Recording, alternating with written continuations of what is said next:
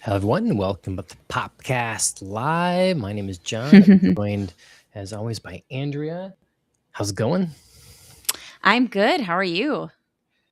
Pretty good. I think my earbuds are finally giving out on me, my computer ones. So Oh, sure. back to these. But then everything sounds super, super clear. Hopefully looking clear. I mean, over the ears have a certain style. Obviously, this is like a minimal look, but yours are like I am on purpose wearing headphones. Check out my swag. Yeah, it's the earbud I like, then it's like we're just talking and there's nothing, Right. if the mic could disappear. But Right. Be more natural for sure.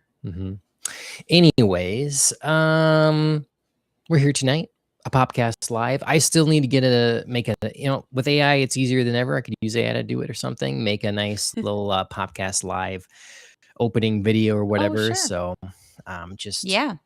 don't be confused, everyone. This is the extra show where technically we can talk about whatever we want, but in lieu of availability of our technical director, we are going to talk about X-Men 97 season 2. So there is a new episode coming out tomorrow. I'm aware of this. I think there's only 2 episodes left. So yeah, it's a 9 episode season. I don't know why I can't get used to like the odd numbers. The no rules.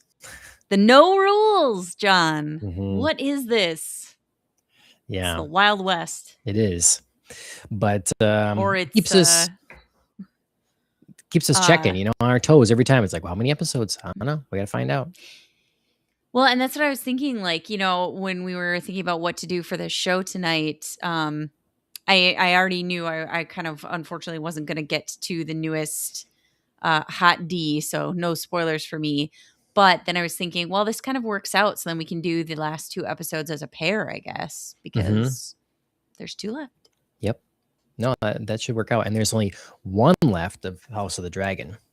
I know. My goodness. Seriously, the season feels like it's flown by. I don't really know how we're here already. It's been action packed, So I know people complained about the last season kind of ending not so not on a banger, ending, kind of I don't remember what exactly happened, but people are usually used to the penultimate episode of a season is some big battle, and it just didn't really go down that way. So yeah, it was like the prep for battle, really. Yeah, I mean, one thing I will give both of the shows that we are watching right now, I'll give them many things, but one central thing I really will applaud is this season, both Hot D and X-Men 97 really know how to do a cliffhanger. Okay. They end shows not with a whimper, but with a bang. Sure. Yeah. Especially in this stretch of episodes we've been watching right now. Yeah, well, I'm not a whimper, but don't be a wimp and hit the like button out there. We're live in all the places right now. YouTube, X, Rumble, Twitch. So anywhere you'd like. I had an anime fan here a little bit ago saying hey. So hello. Hey. Anime Gladdy. Yeah, no anime tonight, but anime adjacent. But we'll get back to anime soon. We've got definitely some stuff to catch up on. Yeah. I at this point now I feel bad on YouTube splitting the channels just because if you're a YouTube person, it languishes, you know. It's Yes. just can't keep it always evenly spaced. It's just how it's Yeah, going here. life So, happens. mhm. Well, there's just like priorities, you know. I don't want to fall behind on House of the Dragon and X-Men. So, Yep. you know, that's what it has to be. So, anyways, yes. So, will future stuff, yeah, you know, maybe next week we do you know, boy, I don't know, House of the Dragon. Maybe we just like finish it out one Yeah. thing. And the other thing I was contemplating earlier today was like, do we take, you know, because episodes, you know, we don't have a ton of time. Episodes can get long if we don't want to like cut conversations short and whatever. Do we Oh, sure. move like what we're watching segments to this sort of show? And so we Sure. plan for like a once a month, you know, we can pepper in other ones where we want, Mm. but like a once a month podcast live, and we just catch up on the other things we've been Mm. watching. Because sometimes That it's might like be interesting. week to week, it's like, okay, yeah, you know, we're watching more episodes of this or, you know, whatever. Right. Um, Yeah, I feel like my other, cultural intake, because of course, movies, TV shows plus books or, manga or whatever, goes in fits and starts. So sometimes I'm like, look at all the things I've done. yeah, I had time on 2 airplane rides to binge watch entire seasons. I watched a movie, I watched other movies, it was like, holy cow, I have so much going on. And, other weeks I'm like, yeah, I watched what we watched and yeah. nothing else. Well, and then we could keep a page that was a podcast live page. So you can still, as you're going, keep That's up true. on things and we can check in on it. And then it's like, oh, if you watch something, maybe I can watch it too. So it's still a thing, you Yeah. know, and whatever. Then, you know, when the time of the month comes around that we talk about stuff, we can Mhm. have a discussion about Yeah, something, yeah, there. Yeah. that works for me. So, Check it out, audience. You're getting a live behind the scenes snapshot into our planning process. yeah. Just happens. Yeah. Well, if you out there hate the idea, you let us know. Or if you love it, Yeah. also let us know. Mhm. Okay. Well, hate or love it, we're getting into X-Men 97 season 2. We're starting with episode 5. We talked about the Mhm. first 4 already. Yes. 5, 6, 7. So we're covering 3 of them here. We're going to do, Mhm. it's going to be a what? 4, 3, 2. So the episode totals will be covering Oh, yeah. of this or something. So, okay. So just catch us up on the first part of X-Men 97 season 2. Have you been enjoying it thus far? Absolutely, yeah. I think it's maybe getting a little of that like sophomore season syndrome where the first season was so clean and just had this very like well thought out story arc that spanned across all 10 episodes, and season 2 is doing a little bit different, where we're trying to keep the interest in moving and catching up with different groups to follow. People are split up, so the narrative through line isn't always as clear, which I often think happens in a second season of a show. But I wouldn't say that the show quality overall is suffering. I have noticed maybe a little bit more hiccups in pacing, or jumping from episodes 1 to 4 to episode 5. I had to go back and watch the post credits because I was like, where is this storyline coming from? And then I was like, oh, right. There was like a Mm, 30-second blip that set this up in our ending of episode 4. mm, So, a little bit of hiccups here and there, but I would say overall, I really like the second season okay. almost as much as the first. I think the first is better, but second Okay. is really good. Yeah, I think that, you know, rewatching the original X-Men animated series it kind of goes like the comic books often, in the sense that you would have an episode that is sort of a self-contained thing, but then you might go to the next episode and then it's a chunk. It's like a story that takes Mhm. place over 3 or 4 episodes, and then you have another singular episode. And so like the overall story is still, progressing, but it's more about these like a comic book kind of different arcs that you tell. And it felt like at the beginning of this, it's going to be really one big arc the season is. And then I thought maybe they're going to kind of move on, but no, it seems we're going back to it. So I don't know. It is they're fitting a lot in. Mhm. My issues with season 2, as we've discussed previously, really around like power scaling things. Maybe some choices that they've made, just not with the story itself per se, but the believability of those events occurring. Sure.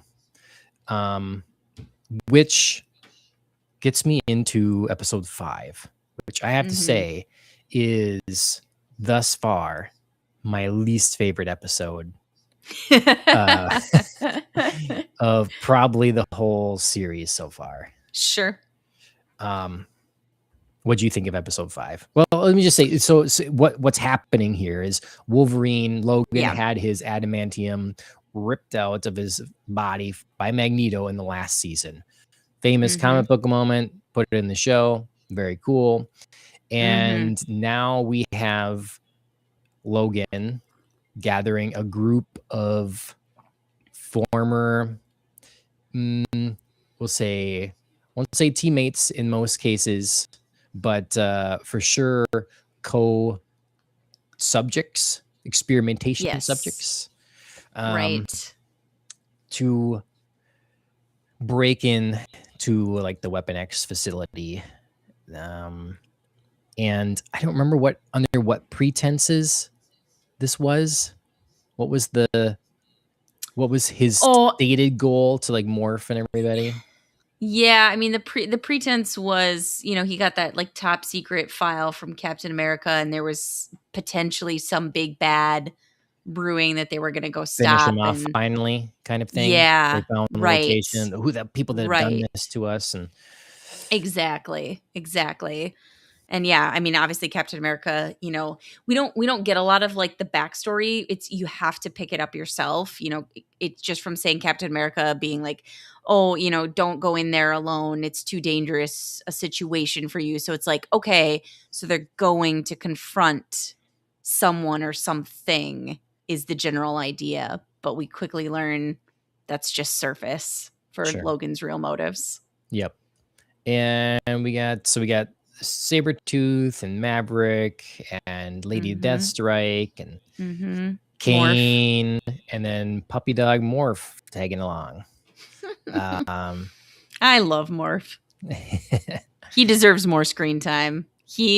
If there were bright spots of this episode, he was a star, I think.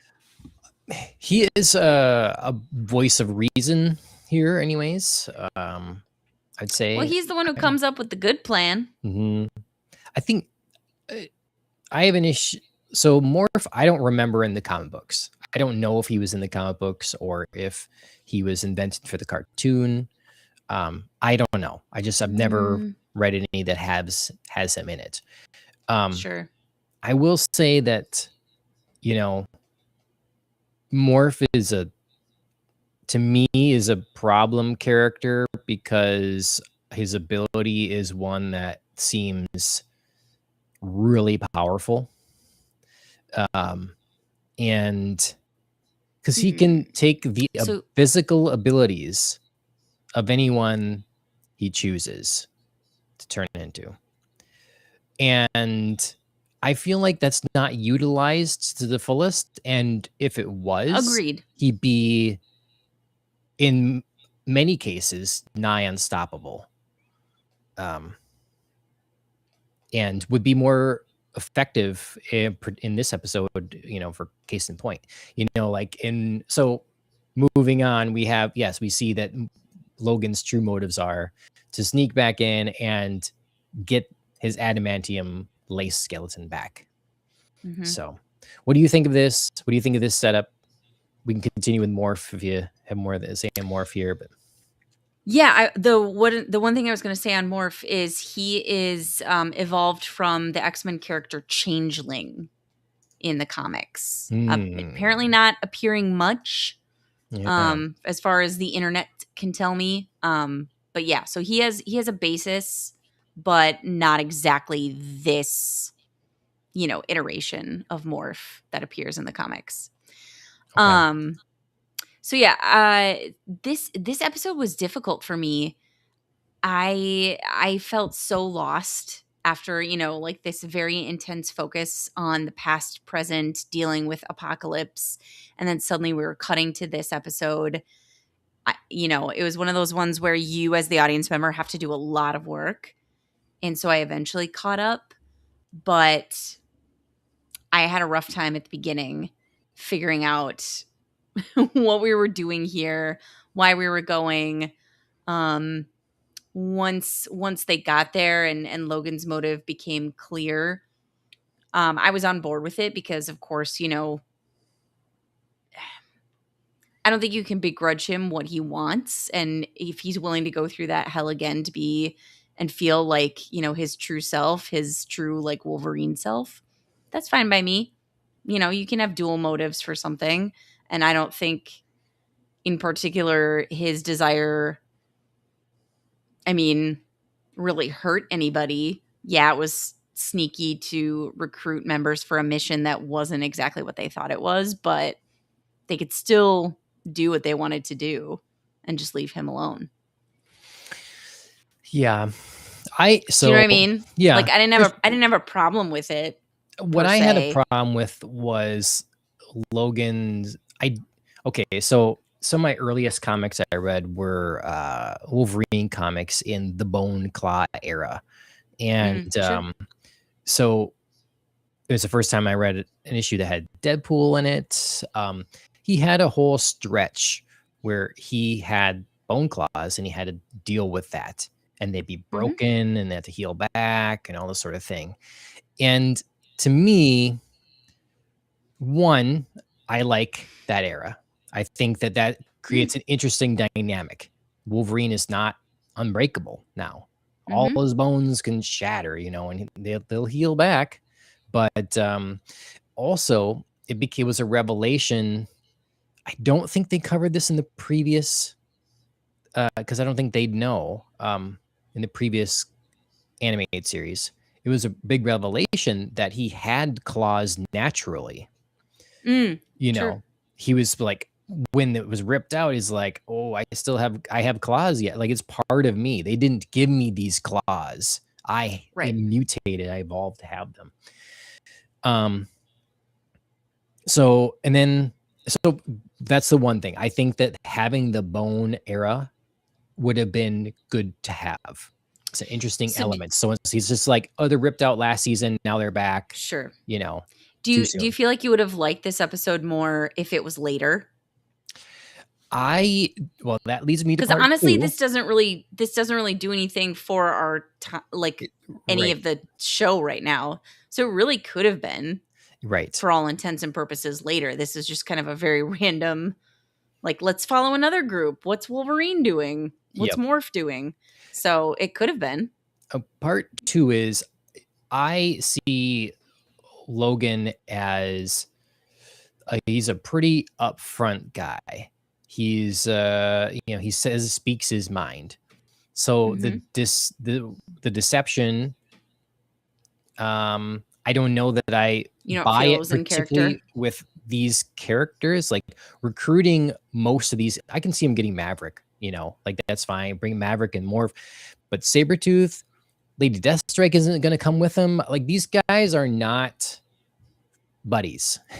At this Mm-hmm. stage and It was a everything, weird they team. are not friends. And the motivation for them all to come together enough, I get it. Like finish off the people that did these things to you, but you just know they're going to try to kill you along the way. Like it's Well, not, sure.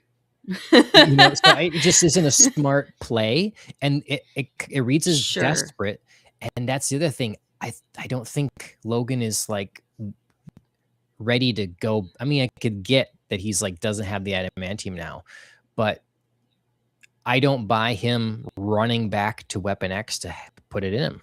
You know, like Sure. he's worried, he's terrified of these people and the things they've done to him and the memories he's lost and all this sort of thing. Like if there's in any way still operating like the being captured by them, and you know, it's just not the thing he'd Hmm. be worried about now and risking. And I Sure. didn't buy it. Sure. I think that's a fair criticism, especially, when you bring up his fear um of the Weapon X program. Um I think maybe to your first point, I was thinking that this team was, team very loose because obviously they're Mhm. not allies. It was assembled because there's kind of a void right now, you know. Um I don't know that Wolverine knows that the X-Men are back. That was unclear to me. Mm, Um that everybody's like back and sort of figuring stuff out. So maybe he sort of is like playing on the everybody's feeling adrift and doesn't really know what to do with themselves. Magneto's gone. Are the X-Men back or not? All of them. Um, Apocalypse wasn't like, I don't know who knows what information. So in this sort of like regrouping period, perhaps that was a way for Wolverine to talk to like Lady Deathstrike and Sabretooth and be like, we don't really know what we're doing right now. We've just been through this weird stuff. Magneto's dead. Maybe you feel lost and just feel like punching somebody in the face. How about it?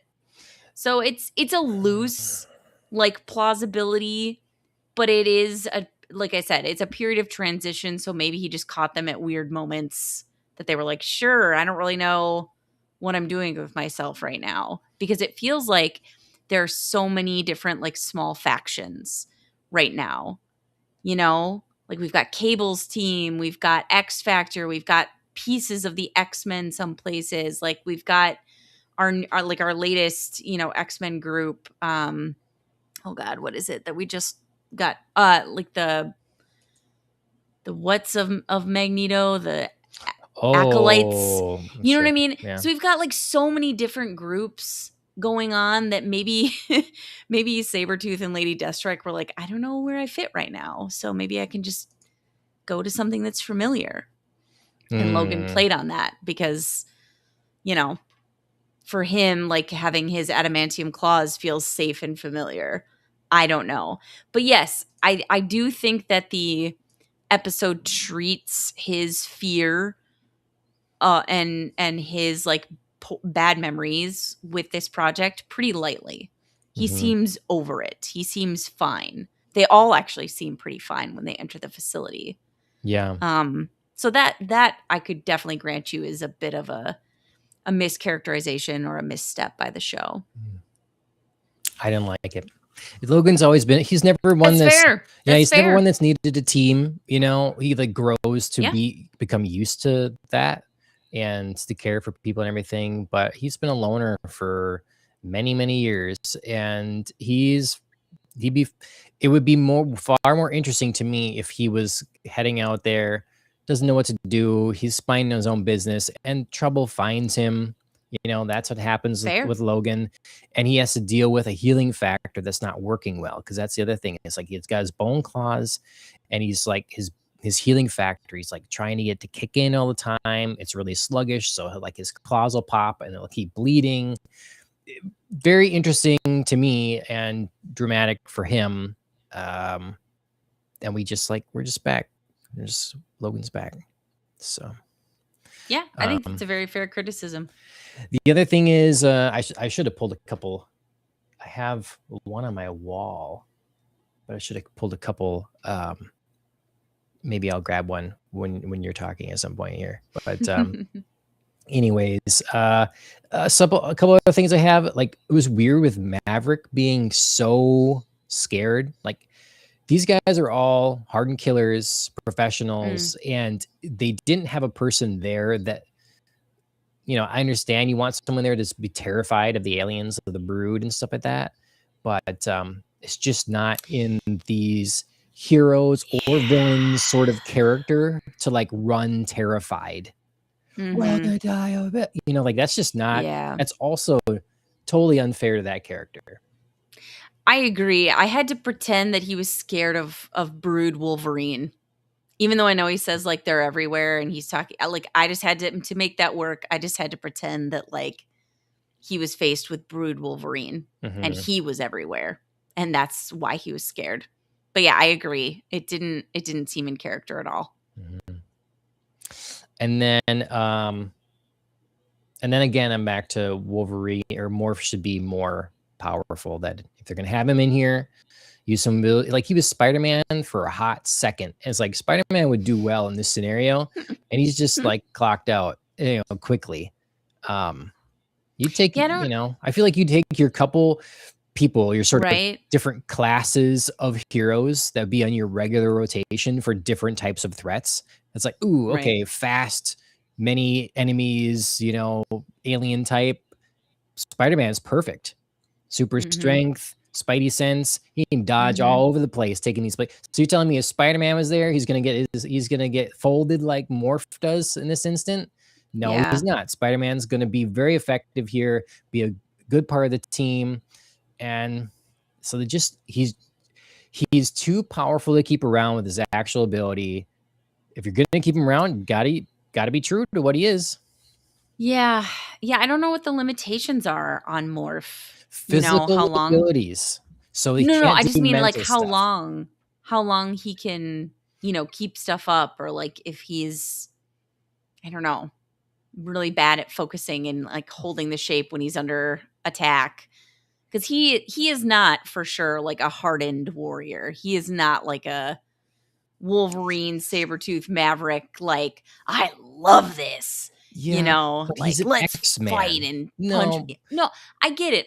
I'm just saying, like, I don't know if maybe that's part of, like, the limitation is, you know, he can't hold it very long. he was I don't know Hulk enough all of a about sudden Morph. in the I don't previous season, you know? He The what? He was Hulk in previous season for a moment, Yeah, It's like, turn but into for a Hulk and moment. yeah, but, oh, okay, So what does they'd it have to mean for his describe this. If time? there's this limitation, there's no I way they agree. don't tell us about it. There's no I way they agree. I'm don't just use some saying, sort of like exposition to be like, "Oh, man, I can only take it for, like, 5 seconds between." Sure, No. No, no. sure. I'll give him even if it's, 30 seconds, a yeah, minute. something like even if it's real short like that, Mhm. yeah. Yeah, I mean, I don't disagree, but I understand you're trying to, like, make it make I sense, am. You Andrea. have to you do. Sometimes you do have to make it make sense. Mhm, Um, but I mean, that doesn't mean I don't take your point that he could be better utilized and probably should be more powerful than he is. Um, yeah, he just doesn't seem like the "I really wanna fight" type of guy. It feels like he likes using this power for tricks, like, that's his jam. mhm. It's not the I'm gonna get in the slugfest. I mean, he was absolutely perfect taunting Wolverine as Cyclops. Like Mhm. that's to me the core of him. That's what he uses this stuff for, is to mess with people and provoke them rather Well, than fight them. then they're failing at back at the Xavier Institute in Uh, training, yep. because, Yeah. you get the danger Yeah, room there, he which we should do see. both. Mhm, Right. Yeah, that's a good episode. Um Yeah, they should be doing both, but yeah, his wheelhouse is clearly like mind games in shifting. mhm, mhm. I think the writers need to play some more, I don't know, play more mind games with their scripts. Yeah, yeah, I mean, this wasn't the strongest episode Mhm. across the board. It It it all made s- it all eventually made sense because it had to, right. but I don't think that this episode was a necessary interlude. Mhm, We could have gone with something else. We could have gone back to, like, I don't know, figuring out what Cable's doing for an mhm. episode, and then get into the splintering of X Factor and Polaris, which is a storyline I loved. Like, moving on from this episode, I really liked the following two. They were great. Yeah, yeah, and that's the thing. I was just after this one, I was thinking, I already have my issues with, as emotional as it was with the power stuff with Apocalypse killing Magneto and the previous one, and then I get this episode. I'm like, oh my gosh, season 2, what's happening here? And but then we move on. We have episode 6, and yeah, we deal with the Danger Room and Mhm. Polaris. Um, kind of makes sense. Magneto's gone. It's some sort of closure or deal with his daughter, to some level. Um, Mhm. yeah. So I episode mean, 6. from what we saw in the previous X Factor focused episodes, it was only a matter of time, before Polaris was going to leave. She was already clearly having doubts about what they were doing. Jubilee magnified that and kind of, reminded her of her X-Men roots. Like, it was happening. And here Hmm. it is. It was perfectly this writing was much better because not only was she fed up with X Factor, now she's getting, taunts from the public about being Magneto's daughter and like, just being like, "Oh, okay, you're Magneto's daughter. These are your powers. So basically you're Magneto." And she's like, "I'm okay. I'm not. Like, see me as an individual." So, Hmm. yeah. Yep. This all made perfect sense to me. Yep. Yeah. Polaris is a character has been around a long time. I was like, wonder how she's gonna feel. I wonder how her boyfriend is gonna feel about her being on Scott's team, because Alex is Mhm. Scott's brother, and yeah. Mhm. But I think it's cool. They did a really fun opening. Obviously, I think she did go a little bit far, but it was really cool to see it Yeah. flex some of her powers, and that the episode sort of deals with her being afraid to kind of push it too far, lose too much Mhm. control, that sort of thing. Mhm. So, but we're given a good excuse for her to do just that Yeah. in this episode when the Danger Room turns against them. Yeah. Yeah, this was eerily reminiscent of Ultron. Mm, It was very like Avengers Age of Ultron storyline, but I mean, even better, I think. mhm. Like Ultron on steroids. The Danger Room did this so quickly and just, incapacitated or, addressed all of these X-Men's powers so quickly. I really enjoyed it.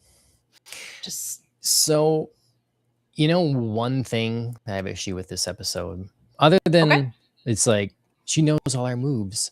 That's just a cliche sort of thing. Well, and it Um, was such an obvious, like, come on, we get it. We know. right.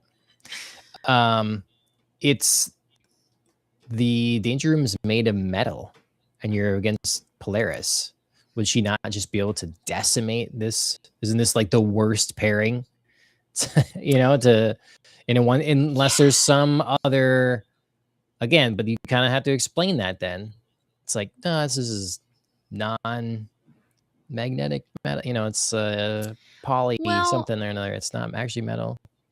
I mean, she does though. I mean, once Jean traps the Danger Room in the cyclone, she rips it apart. She absolutely like controls all of that metal. It's just somehow like the Danger Room is able to put itself back together. Doesn't she sort of just like emanate like magnetic waves, and that's sort of what it's not actually like she's not actually pulling apart the Danger Room, is she? Am I That's that's how misremembering that?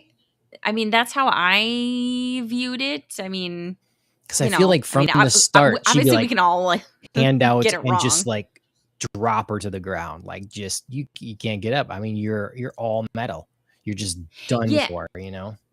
Yeah, I mean, you would think that she would be able to do that, but the episode seemed to, think that she could absolutely manipulate the body, but that somehow Danger Room kept being able to reunite the parts.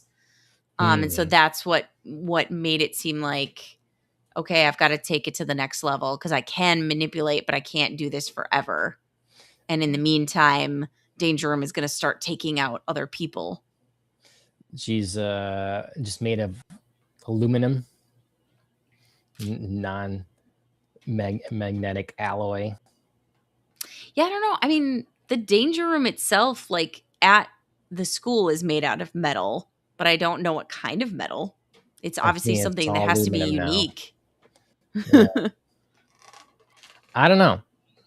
I kind of want to look at again. Again, I'm not one for, hey, let's have a whole bunch of exposition. But if there's things we need to know, right, to make it make sense, you got to work it in. It's not our job as an audience to like, oh, well, maybe this is how this works. Like that's giving them, as I've been trying to do all night. well, can do it. I mean, we obviously right. that's what a person does, but we want to have writers that are, again, that can trust enough to like make sure that they're thinking these things through and making them make There's sense. a balance. There's a balance of like, you should be thinking this through and at least like helping me infer what you're getting at and not just leaving me to guess at random, totally off base kinds of ideas or explanations. So, yeah. Yep. I don't know. This one definitely didn't really bother me the same way that the previous episode did. Like, for a second I thought, yeah, of course she can. But then she did. And then, Danger Room put herself back together. So I was like, okay, we just need to step it up. She's potentially holding back. And that's what we need Professor X here for, is to be like, hey, you can use the full range of your abilities. You don't always have to like keep yourself in check. You can, because you're afraid to be Magneto's daughter, you can be the good parts of Magneto. And you can explore the full extent of your abilities without worrying that means you're going to be, some sort of threat to humanity, or a bad person. So I thought that there was like just some complicated psychological factors at play as well in this, that the show explored nicely. I do think, though, I was disappointed actually at Professor X initially. The first time he stopped the Danger Room with his sweet chair, which got some upgrades out of nowhere, was cool. And then he like smashed into her with the jet, and I was like, all right, we're doing stuff. And then he was like, X-Men, I can't hold her off much longer. And I was like, you did two things. Like, you are Professor X. You can do more. You are capable of more. Yeah.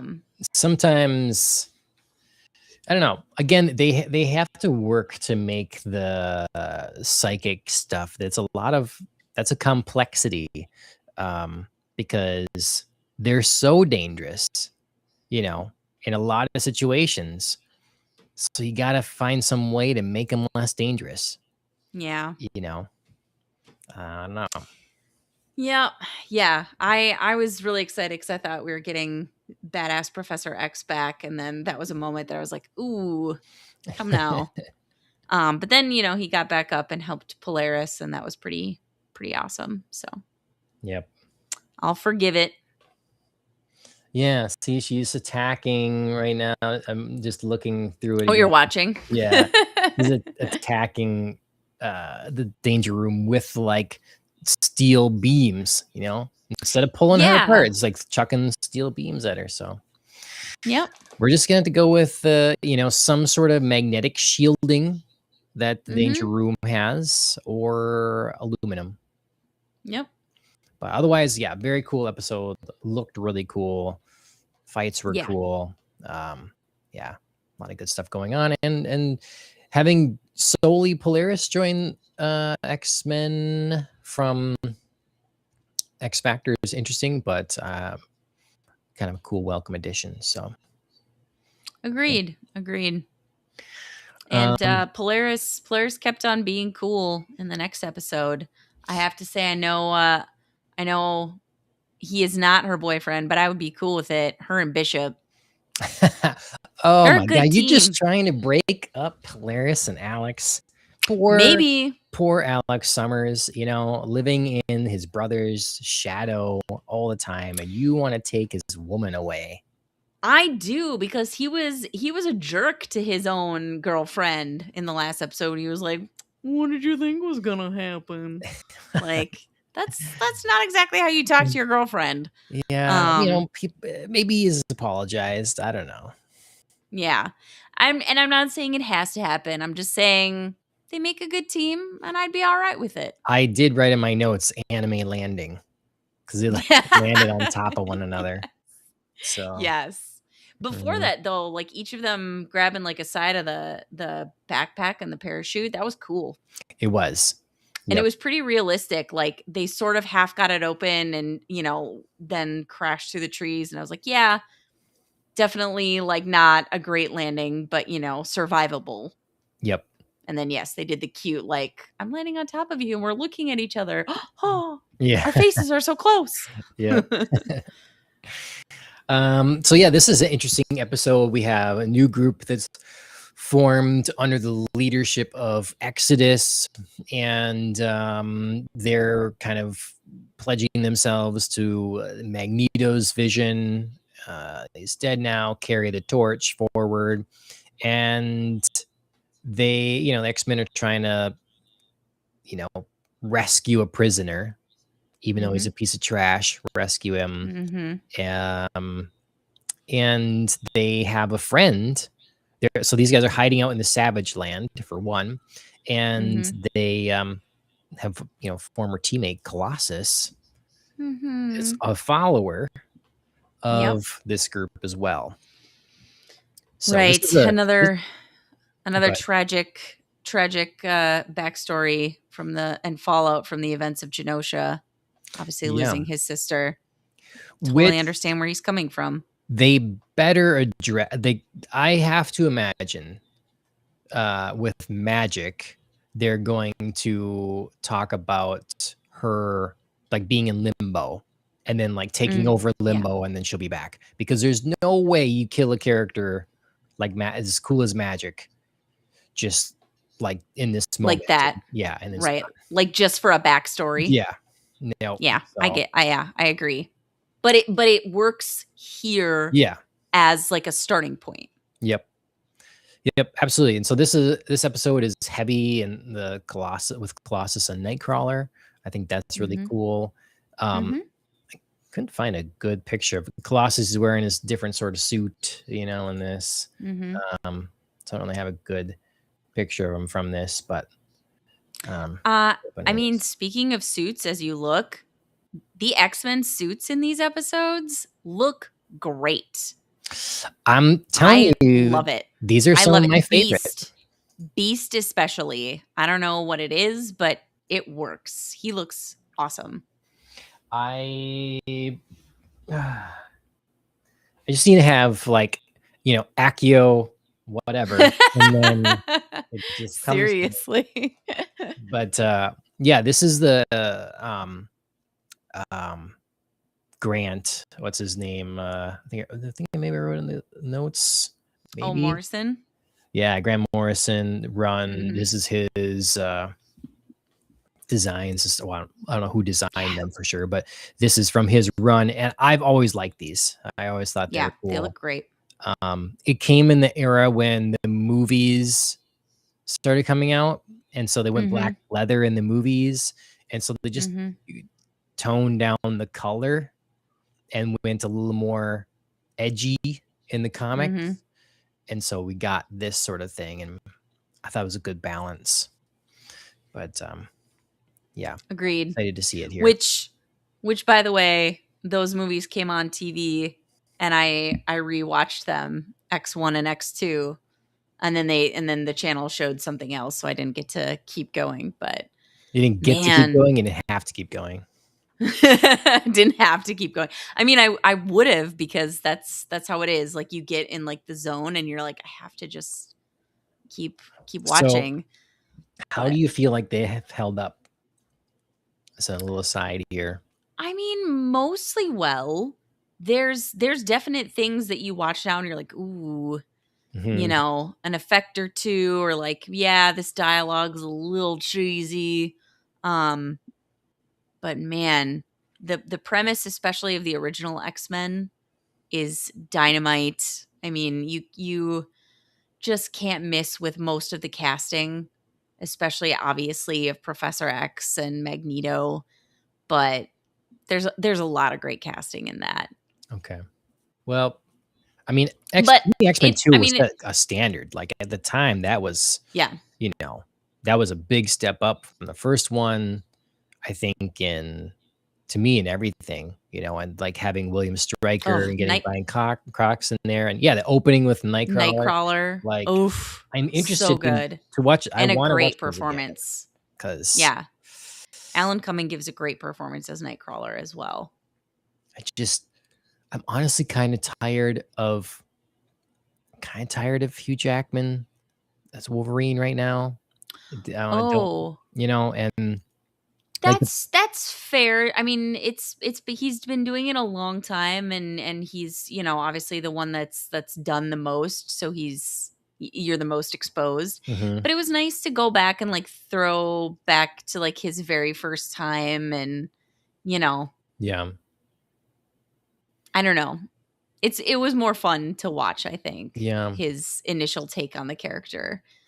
Just He isn't perfect, you know, like, especially now being in the midst of watching the cartoon, watching X-Men 97, it's like, yeah, he wouldn't have been my natural thought in casting.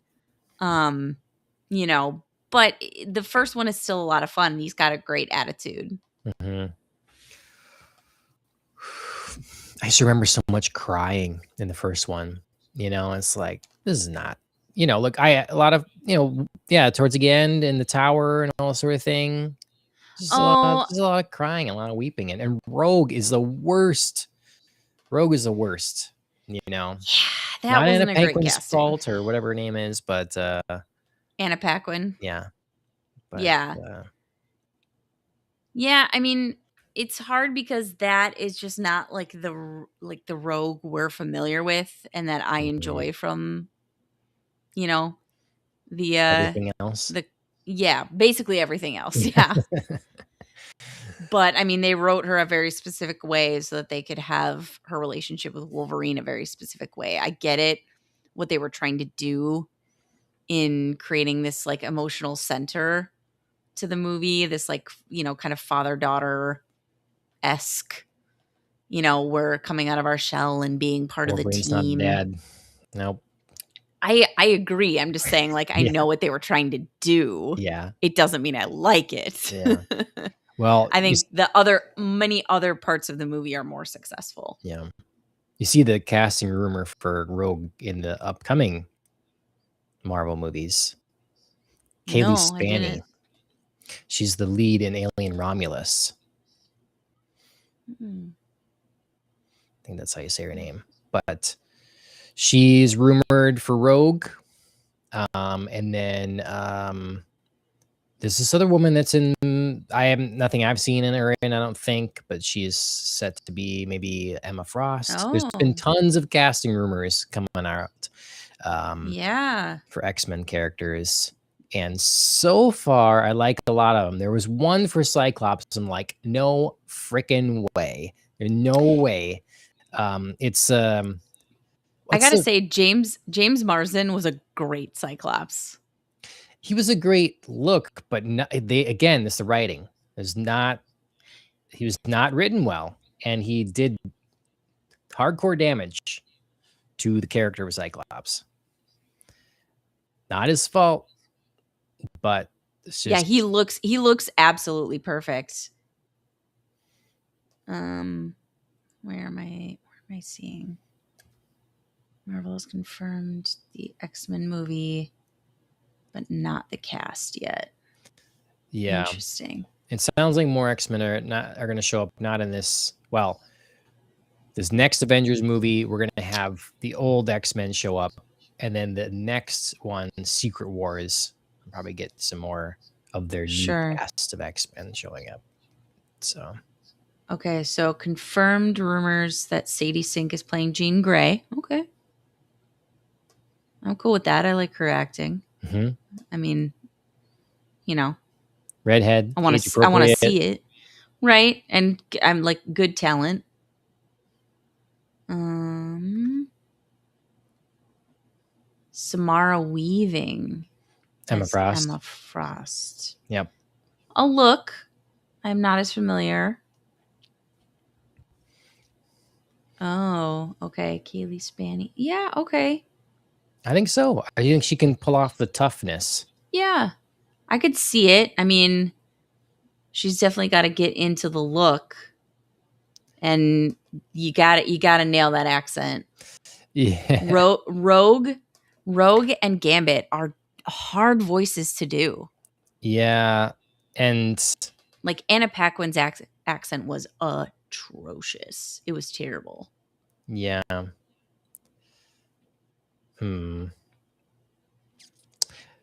Well, anyways, Yeah, sorry. there's been a lot of rumors. There's so many Yeah, so there's many been a lot. rumors. Yeah, You know, basically we've like got two confirmations and a bunch of rumors. So you we'll know, see. we've got Patrick Wilson as a potential for Professor Xavier, as well as Jason Ackles or whatever. Those two, Jensen. Jensen, yeah. As for Magneto, and then we've I got don't know about that. Adam Driver for Mr. Sinister. Some of these is like, are they really, are they really talking to people, or these are wishful thinkings? Mhm. People like to put Mhm. out things and see how people respond. Right? Like, So, ooh, just let me float it out there. mhm. There was some guy though, recent rumor for Cyclops that I had never seen, never heard of him, but it's like, okay, all right, Okay. that's the best I've seen so far. And the other person I was like could maybe be Cyclops, because the rumor is the next X-Men movies are going to follow the Summers family. It's going to be Scott and Jean and that whole drama and them and stuff, Mhm. versus what they did in the previous ones. Like, well, here's Rogue and then Wolverine. We just like people love Wolverine, so we're gonna. It's like they're going a different route, it seems, which I'm perfectly happy with. So, anyways, I thought that maybe maybe he'd be a little old for how the rest of the cast is coming, but the guy that plays Ormond Hightower might make an interesting Mm. Scott Summers. Mm. It's hard because I hate Is he his such an face now. ass? Yeah. He is. He's like, oh god, he's so awful. Yeah. I mean, he could do it. He would need, I mean, he's the master of hair in Hot D, so he could definitely do his own hair. And he needs some different hair for sure. Sure. Yeah. But yeah. Yeah, I mean, he might feel a little I think old. he's too old for the rest of the cast. He'd be a perfect Cyclops in his Especially because prime, but yeah, especially because Sadie Sink is already cast as Jean Grey, so they can't yeah, try to match him. They have to right. match her now. Yeah. So yeah, so I don't know that I see that happening, but No. No. Yep. Okay. Well, I mean, talk about X-Men rumors forever, but we have right. the thing that's happening right now with Yes. X-Men 97 yet. And we're dealing with Colossus, and um, Mhm. we're dealing with familial problems. Nightcrawler gets a lot of focus in this as he's like trying to convince them to give him over and let him face justice, as opposed Mhm. to just executing him. Did you buy his Yeah. arguments? Did you like how this played out?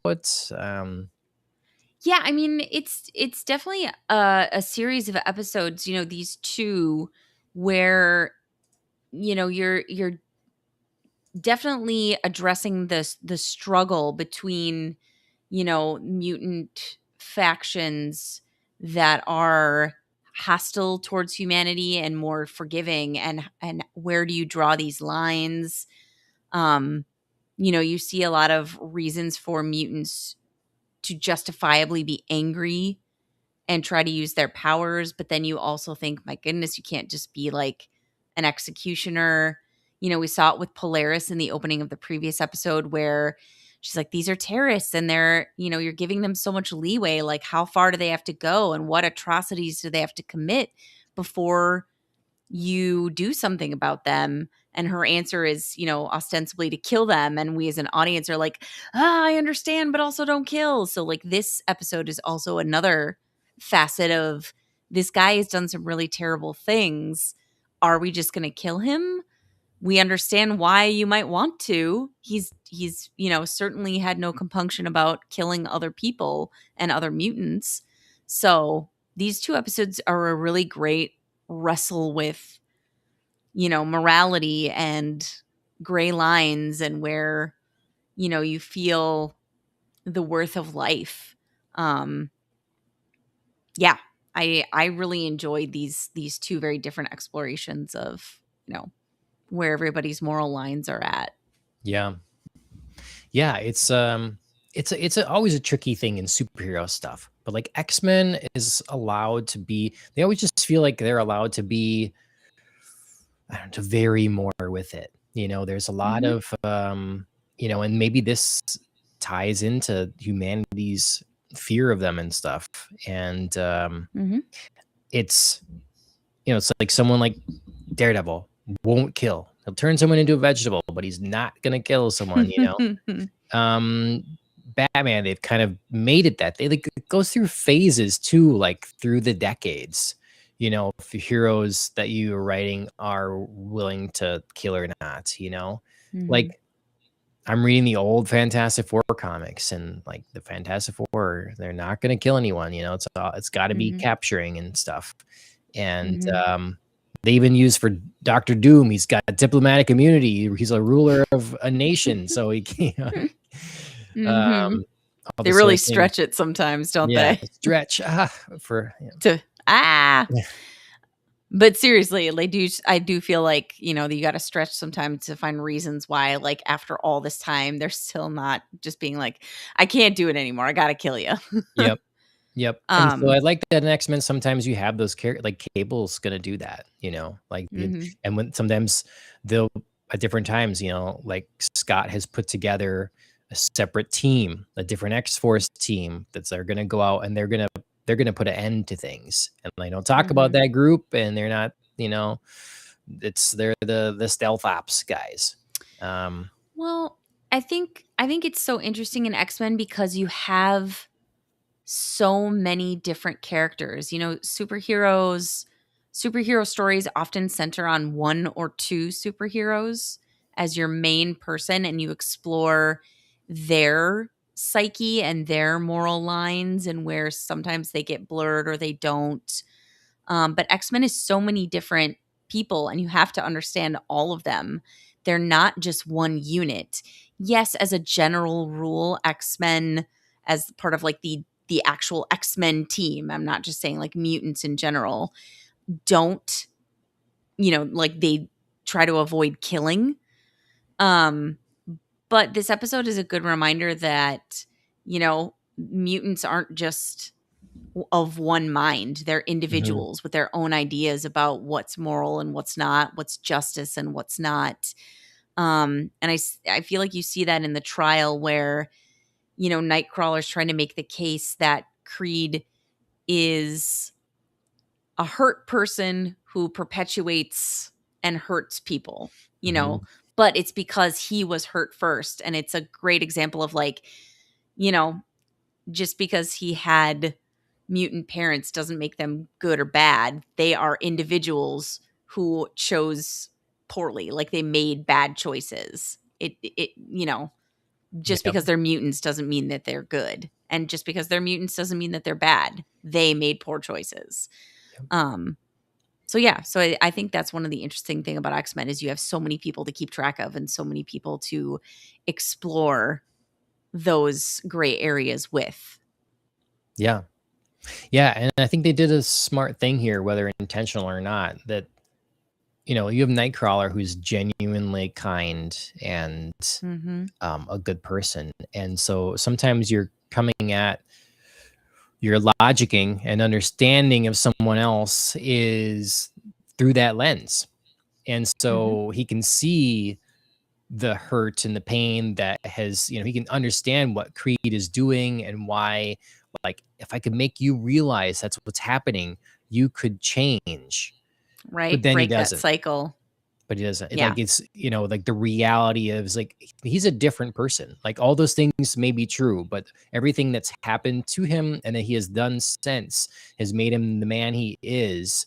And just because you understand how he's gotten there doesn't Mhm. make him change. And it's, Yeah. Well, yeah, and I had written, as I was thinking about this scene, like, I said no matter what Colossus would find, Creed still deserves some type of consequence. Hurt people tend to hurt people, but that's not an excuse to let that perpetuate and let it keep happening without intervening. Mhm. Like you say, Nightcrawler understands where all this is coming from. And he's hopeful that, if I just, lay it all out there, maybe make you face it in more plain terms than you ever have before, you will have the choice to change. And he Yep. does, but he chooses not to change. So that's when, Nightcrawler's like, well, I got to do something. I can't kill you, but honestly, teleporting him to, I don't know, Siberia or the Arctic or wherever he teleported him and leaving him there, not half bad. Yep. Yeah. Yep. Yeah, no, I thought it was good. It was good to have more Nightcrawler focused episode. His bits were well spoken. I Mhm. was a little surprised Colossus he'd be one that would follow in this group, but again, he's like dealing with the loss, and he's sort of Mhm. everybody sort of has their moment where they've had it and they kind of go Yep. through those different phases, like you say. And um yeah. I think my biggest probably issue with this episode is Nightcrawler versus Exodus one on one. I mean, I know that ultimately Exodus got shot in the back then. Yes. So, okay, but Right. Exodus is kind of a big bad, and he's Yeah. actually an Omega level mutant. He is like Mhm. he has no his I think it's his telekinetic abilities has no conceivable limit. Yeah. And so that's his Omega level ability. And I'm like, he's not to be trifled with. Yeah. I think it was smart to keep their fight short, and then like you say, Exodus got shot in the back, Mhm. because the longer you go on, the more you would be realizing how outclassed Nightcrawler is. But for a short period of time, I believe, him holding his own. Yeah, because I guess they sort of are like testing themselves in sword play. It's like this Mhm. is the duel we choose at this point, and not Mhm. the rest of our abilities so much. But I mean, a little bit, I mean, but Nightcrawler yeah. gets the yeah, right. It's Right. I mean, both of them, yeah, but mm, I thought the main focus was the swords, of course, like you yeah. say. So overall, I think that these last two episodes have really helped bring my hopes back up Mhm. and excitement for the show, when it was on a bit of a downward trajectory, despite some of my nerding gripes, you know? Yeah, So, agreed. All right. I know we're not going to leave without talking about the biggest things that happened at the ends of these two episodes. at the ends of these two episodes, okay, yeah. So spoilers are on the bottom. So Well, okay, so firstly, I'm confused by Apocalypse seemingly his body all shrivel up. Not Yep. sure what's going on here. Don't Yep. know. I guess I don't have enough familiarity with different stuff from Apocalypse, but he's the immortal one, man. So can't be dead. That's why, yeah, but that's why I thought like these last two episodes especially ended on such great cliffhangers. Hmm. Like, what does this even mean? Hmm. Well, Yeah, I mean, I mean, do you know what? Do you know what part of? Because I guess maybe if you don't, part of it would be a spoiler. oh, Tell me your sense of what's happening here?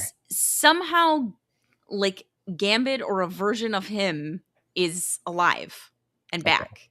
Okay. Because we saw that at the end of the not this last episode 7, but episode 6. Okay. Like, we got a slow pan up the body and then to his face, and then, like, it was all, like, charged with energy, and there was, like, cards flashing everywhere.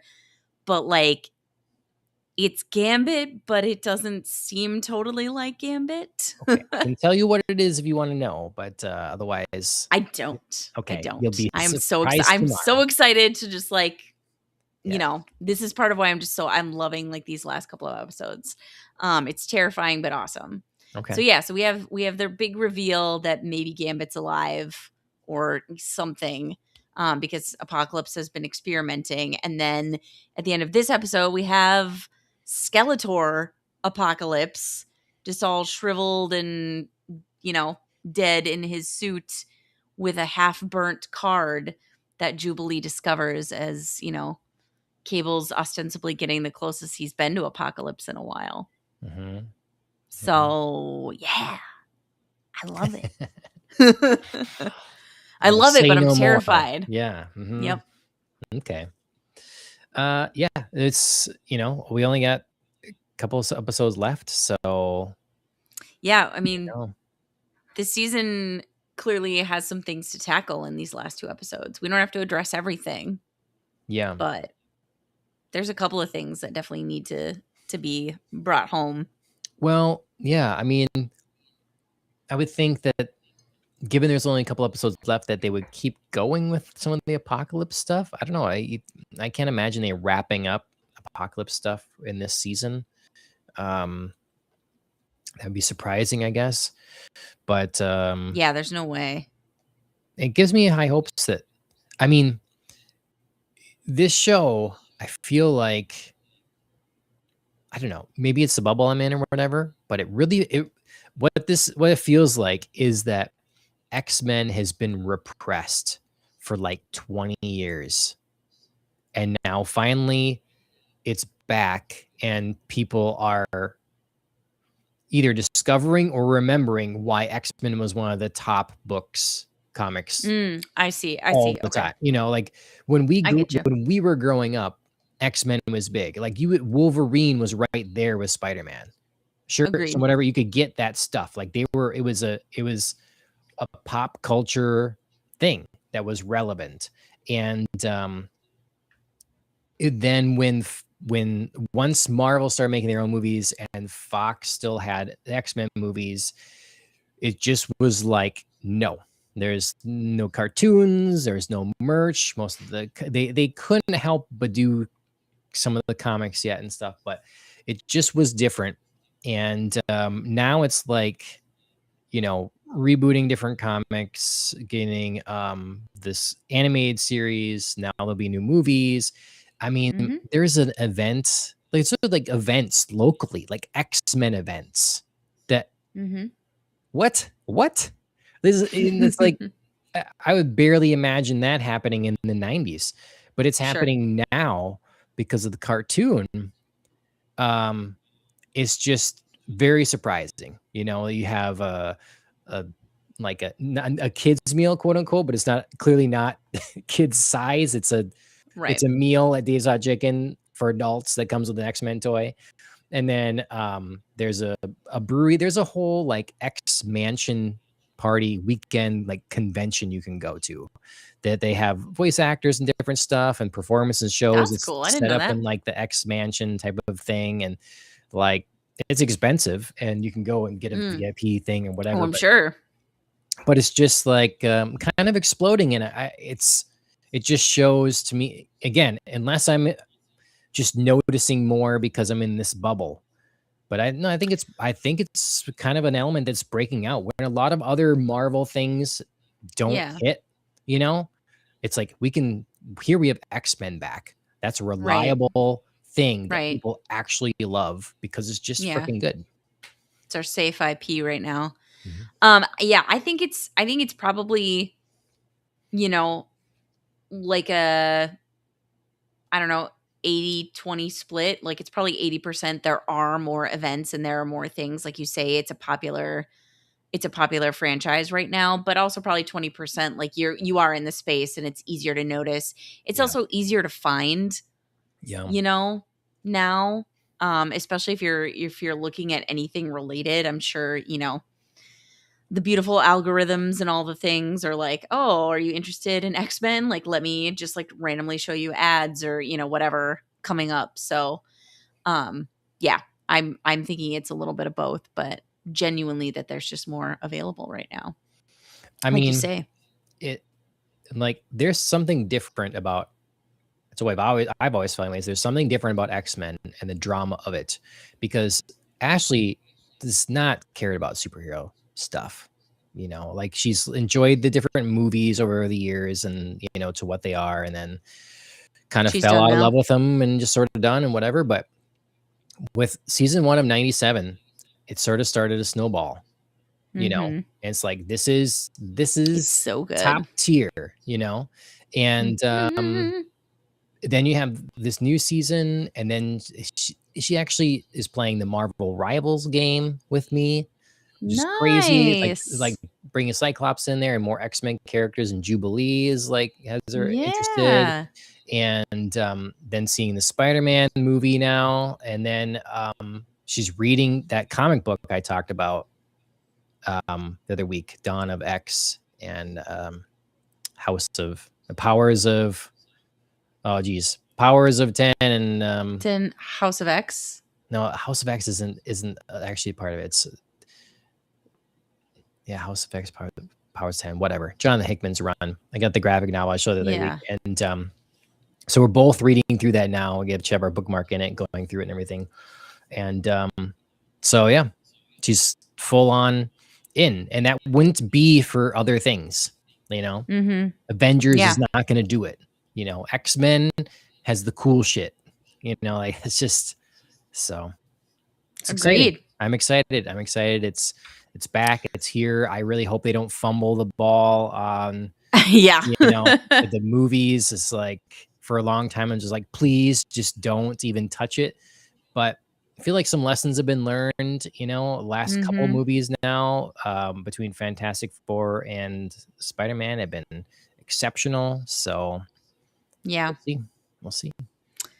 Well, and I mean, I was just looking this up. You can keep being excited because X-Men season 3 is already Like done. wrapped. Yeah. I It's mean, I'm sure done. It's premiering next year. They're starting on season 4 in not too long, which I'm a little nervous about. Like that seems a little rapid. Um, you know, it's yeah. a hard balance to find where you want them to take the time to tell the good story. But yeah, do I want to wait years in between only to be disappointed? No, I don't. Um, Mm. so yeah, so hopefully somebody's figured out that magic pacing formula The that we're getting some good season 3 and beyond season 4. I don't know how much is planned at this point. Um, but yeah, we're making some good TV and not just making TV to crank out TV. Yeah. They said they want to keep going for like a long time, 10 seasons or something. But it, Which I mean is not necessarily a red flag. I mean, you think about right. the old cartoon, it's not like that was just a 1-2 season kind of thing. Like that No. went on for a long time. Yeah, that was maybe 4 or 5 seasons, but they were long seasons. Exactly. It'd be That's what like I mean. 3 Like they were seasons, like the 3 of these seasons in right. one or whatever. Right. They're like 30 episode seasons. It's Mhm. not just like, like 8 or 10 or 9 or whatever we can do now. Well, they're spending the money on it. They realize people like it, and if they have a team that cares about it and they wisely draw from the comic books, Mhm. like largely adapt a lot of those things, a lot of their work is done for them. Right. So that's a reason to have it. It's like that you can keep going. Like you have to be completely new and original, and to crank that out every year. Yeah, that's going to be tough. I mean, we see that with manga. You're adapting a Mhm. manga, and they'll try to get thing out a year or every 2 years, and but if you're going from scratch, Yeah. well, firstly, please don't do that. And then, and John breaks the fourth wall. Don't. yeah. So, yep. Okay, well, good stuff. I will I'm gonna show you this one comic before we go here. If you want to tell people Excellent. where to find us. Oh my gosh, I'm taking over the closing spiel. Oh my goodness. Yeah, so we're a lot of places. You can find us on any podcast directory that you listen to, Apple, Spotify. You find us on YouTube, Twitch, Rumble. Am I getting all X. of what we're Yep. on? X. Oh yeah, Mhm. that's right. I knew I was missing one. So yes, please give us a like, a follow, give us a comment on anything that you feel strongly about, you love or hate or want to hear more about. We're happy to talk about what interests you as long as it interests us too. Yeah, well, that's cool. So here's this comic that's on my wall. Um, Ooh, I'm going yeah. to I'll go full screen with it. Yes. So Logan here has his broken claws. Yep. I'll pop it out here. These things open pretty That's easily. such a great detailing on his face. I really love like the agony. You really feel it from the Mhm. drawing. This was a fun era. Let's see. See if I can find a good sort of. Yeah. Let's see. You may not be the imposter who did the damage, but ye Hane proven yourself to be the real Mr. Logan. How's this for starters? And he pops out one bleeding bone claw. Yeah. That's that was the thing. Like these comics were just a little more hardcore, for the time, for what compared to some of the bright and shiny things. Mm-hmm. Let's see if I get some good like vertical panels. Yeah. Here. See, there's maybe one more page I can show or something. But yeah, there's a whole run of these that with, like I say, the bone claw era, and I'm a fan. So he has to Yeah. face Cyber in this one. It's issue 79 from let's see, what's the year on this? March 1994. So Oh, we were just wee little babies back then. yeah, some of these things were too brutal for me at the time, probably, but loved it. Yeah. Loved it. So, okay, well, Andrew, you did all our follow and everything. Thank you. That's you're a natural. Takes me forever to figure out these things. So, I basically just flipped back in my memory bank and said, what would John say? yeah. What does he do? So yeah, I don't know what our schedule is going to be like exactly. We have Ghost in the Shell on the anime side to talk about the Right. next few episodes, get into that, see how we're liking it. I'm really worried about it. I don't know if it's going to be good, but I'm planning on watching the Star Wars anime that's starting tomorrow. Oh, right. Yeah. It's Star Wars: The Ninth Jedi. There are 2 shorts in previous Star Wars visions that technically come before this. They're not required viewing, but they give more context. And it is an actual anime. It's made by Production IG. So that's something I'm going to try anyways. Okay. And then House of the Dragon, finish that out pretty soon, coming weeks. Yep. And X-Men 97. So that's what's on the docket at the moment. And if you see Spider-Man, let me know. We'll talk about Spider-Man. Yeah. And we got to cover the Casino Royale 20th anniversary soon. Yes. Yep. Chris is still definitely big time interested in joining for that episode. So yeah. So, all right, Andrea, thanks for being here with me tonight. And thanks everybody for joining us. See y'all next time. sounds good. See you later.